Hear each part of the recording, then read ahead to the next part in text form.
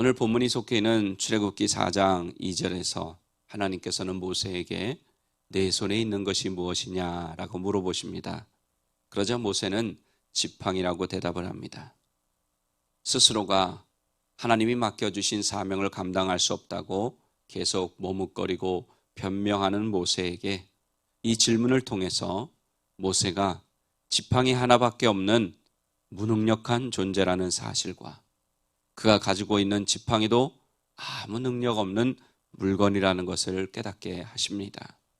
그리고 모세가 할 일은 모세의 능력이 아니라 하나님의 능력으로 행하실 것도 깨닫게 해 주십니다.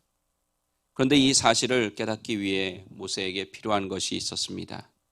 필요한 것이 무엇인지 알도록 하나님은 직접 모세에게 표적들을 보여주십니다.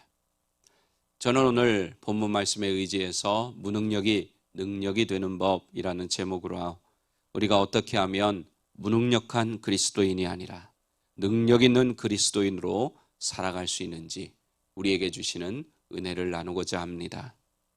말씀의 이해를 위해 앞부분에 나오는 표적의 내용을 한 번 더 살펴보겠습니다. 하나님은 모세가 들고 있는 지팡이를 땅에 던지라고 하셨습니다. 모세가 그렇게 했더니 그것이 뱀으로 변했죠. 모세는 뱀을 보고 깜짝 놀라 피합니다. 이때 하나님께서는 모세에게 내 손을 내밀어 그 꼬리를 잡으라고 하세요. 전에 말씀드렸듯이 뱀의 가장 위험하고 치명적인 부분이 바로 꼬리 부분이죠. 그 부분을 지금 잡으라고 하신 것입니다. 이때 모세는 하나님, 지금 저를 죽이려고 하십니까? 뱀의 머리 또 뱀의 목덜미를 잡지 않고 꼬리를 잡으면 제가 40년 광야 생활해 본 결과 물려 죽습니다. 라고 이의를 제기하지 않고 하나님의 말씀대로 손을 내밀어 뱀의 꼬리를 잡았어요. 그런데 지금까지 양을 치며 알게 된 상식대로 하면 뱀에 물려야 하는데 그렇지 않았습니다.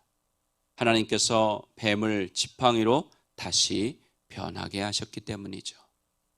뱀을 잡을 때 그 목덜미나 머리를 잡아야 한다는 일반 상식에서 벗어나는 명령이었습니다.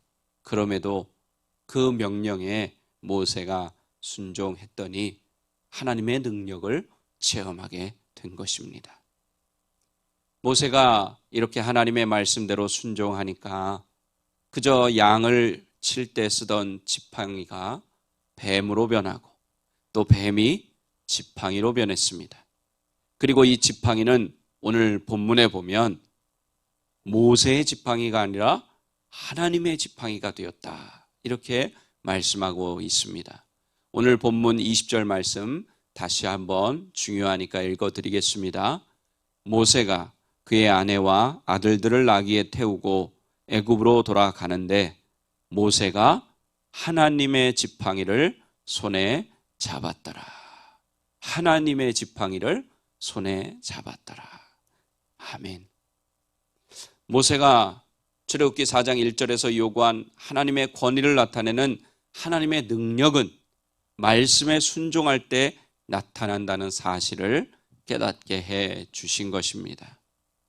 무능력한 막대기에 불과했던 지팡이를 하나님의 말씀대로 순종하여 던지니까 능력의 지팡이가 되어서 모세에게 돌아온 것입니다. 하나님께서 능력의 근원이시고 그 능력을 나타내는 비결은 바로 순종이라는 사실을 우리에게도 말씀해 주고 계심을 믿습니다. 그리고 이어서 하나님은 모세에게 손을 품에 넣었다 빼라고 하십니다. 모세는 지팡이가 뱀으로 변하고 다시 지팡이로 변하는 표적에 아직도 어리둥절한데 하나님이 그렇게 말씀하시니까 또 말씀대로 자신의 손을 품에 넣었다 뺍니다. 그랬더니 손에 나병이 생겼어요. 모세가 얼마나 놀랐겠습니까? 그럴 때 하나님께서는 다시 모세의 손을 품에 넣었다 빼라고 하십니다. 모세는 하나님께서 시키시는 대로 순종합니다. 그랬더니 이번에 자신의 손에 있던 나병이 깨끗하게 나아 없어진 것을 보게 되죠. 하나님께서 이렇게 연속해서 보여주신 표적으로 인해 모세는 정신이 없습니다. 지금까지 모세의 손은 그저 평범하게 양이나 치면서 살았던 거친 목자의 손이었기 때문입니다. 그런데 하나님의 말씀대로 순종하니까 하나님의 놀라운 표적을 나타내는, 하나님의 놀라운 능력을 나타내는 하나님이 사용하시는 손이 된 것입니다. 그저 먹고 살기 위해 가지고 다녔던 지팡이, 그리고 그저 평범하게 양치는 일을 하던 손이 하나님의 말씀에 순종하니까 하나님의 능력의 지팡이가 되고 하나님의 표적을 행하는 능력의 손이 되었습니다. 여기서 모세가 가지고 있는 지팡이는 무능력한 모세를 보여주는 것이고 지금 우리의 모습을 보여주는 것이라고 할 수 있습니다. 그리고 모세의 손은 먹고 살기에 바쁜 우리의 손과 우리의 삶을 나타냅니다. 그런데 그런 아무것도 아닌 것 같은 무능력한 우리의 삶이 하나님의 말씀에 순종하기만 하면 하나님이 주시는 능력의 삶으로 변화된다는 사실을 우리로 하여금 깨닫게 해 주심을 믿습니다. 요한복음 21장에 보면 낙심한 베드로를 비롯한 제자들이 밤새도록 고기를 잡기 위해 그물을 던졌지만 물고기를 한 마리도 잡지 못했습니다. 그리고 그날 새벽 아침에 될 때 예수님이 그들에게 찾아오셔서 말씀하십니다. 그물을 배 오른편에 던지라. 그들이 바보가 아닌 다음에야 그물을 어찌 오른쪽만 빼고 던져봤겠습니까? 깊은 곳, 얕은 곳, 왼쪽, 오른쪽, 앞쪽, 뒤쪽 가리지 않고 밤새도록 주변 사방에 다 그물을 던져보았을 것입니다. 그런데 예수님은 새삼스럽게 그물을 배 오른편에 던지라고 하십니다. 이것도 상식적으로 맞는 말씀이 아니죠. 그럼에도 제자들은 군말 없이 그 말씀에 순종합니다. 그 결과를 성경은 이렇게 기록하고 있습니다. 이에 던졌더니 고기가 많아 그물을 들 수 없더라. 조금 전까지 밤새도록 그물질을 해도 물고기 씨가 아예 말라버린 것처럼 한 마리도 잡지 못했던 그곳에서, 똑같은 그 바다에서 이런 놀라운 일이 벌어진 것입니다. 만일 그 새벽에 건져 올린 물고기가 귀하다면 그것은 물고기 양이 많아서가 아닐 것입니다. 그보다는 자신들이 듣기에 별로 탐탁하지 않았지만, 이해되지 않았지만 하나님의, 예수님의 말씀에 순종하여 얻어진 결과였기 때문입니다. 예수님께서는 이 놀라운 기적을 통해서 낙심한 제자들에게 전해주고 싶은 메시지가 있었습니다. 그것은 예수님의 말씀에 순종하면 앞으로 이런 능력이 그들의 삶에 나타날 것이라는 메시지였습니다. 예수님의 부르심에 순종했던 제자들은 예수님이 행하시는 놀라운 능력을 목격했습니다. 그리고 예수님께서 주시는 능력으로 말씀도 선포하고 귀신도 내쫓고 병도 고치는 체험을 했습니다. 하지만 후에 아무것도 아닌 그저 평범한 무능력한 사람이 되고 말았습니다. 그동안 평생 해온 물고기 잡는 일도 제대로 하지 못하는 그런 사람이 된 것이죠. 그때 예수님께서는 다시 제자들을 부르시면서 말씀의 순종함을 통하여 놀라운 능력을 행할 수 있음을 깨닫게 됩니다. 그 이후 제자들이 어떤 능력의 삶을 살았는지 우리는 너무나도 잘 알고 있습니다.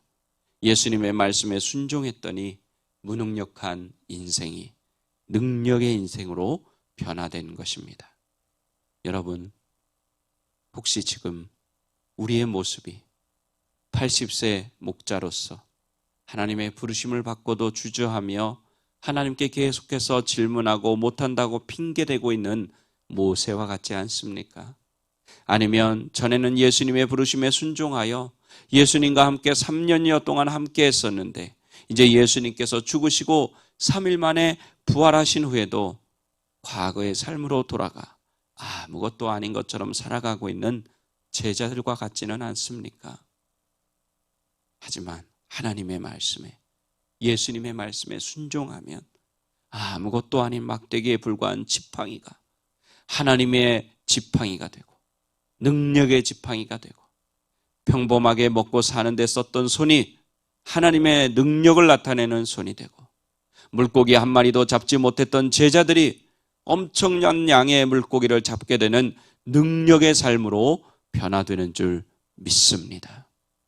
우리 사랑하는 어린교회 가족 여러분, 이제 무능력한 삶에서 탈출하십시오. 그 비결은 하나님의 말씀에 순종하는 것입니다. 예수님의 말씀에 순종하는 것입니다. 그러면 우리의 무능력한 삶이라 할지라도 능력의 삶으로 바뀌게 되어 모세의 지팡이처럼 하나님의 지팡이가 될 줄 믿습니다. 이제 하나님이 택하여 부름을 받고 보냄을 받은 사람들로서 말씀에 순종함으로 하나님의 능력이 여러분의 삶 가운데 나타나게 되기를 바랍니다. 그리고 하나님의 뜻을 이루는데 귀하게 쓰임받는 능력의 사람들이 다 되시기를 예수님의 이름으로 간절히 축원합니다.